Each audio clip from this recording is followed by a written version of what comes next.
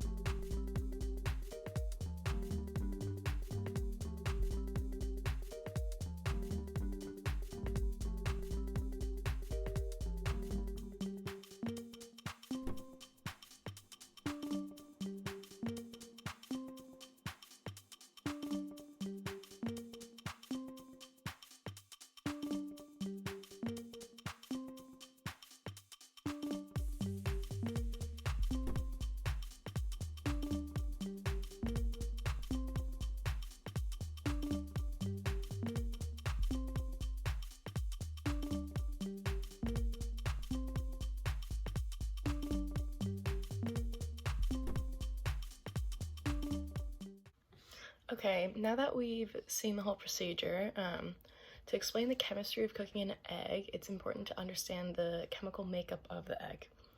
An egg white is made up of proteins, which are tightly coiled. However, when heat is applied to the proteins of an egg, they start to unwind in a process called protein denaturation. This protein denaturation occurs when heat or a pH change occurs, and the 3D structure of the protein is then disrupted and then tends to unravel. This disruption is typically irreversible, which is why when an egg is cooked, you can't just magically return it to its raw form. Once this new denatured state is formed, there's then disulfide cross-linking in like the tertiary structure in order to form this new stable structure, and that's why it stays as a cooked egg. It's also why a cooked egg looks much different than a raw egg. Disulfide cross-linking also appears in the tertiary structure of proteins, where the sulfurs in the side chains of the cysteines covalently bond to each other and then end up holding this protein in a specific shape. You may have noticed that the longer an egg is cooked, the drier it becomes, and this is due to certain hydrophobic amino acids that end up holding each other tightly as the heat is increased, expelling the water from the compound and from the protein. This only occurs after denaturation because the hydrophobic amino acids are typically located on the inside of protein away from the water that's in the egg white. I hope this provided some insight on the denaturation of proteins and disulfide cross-linking in a very common cooking process. Thank you.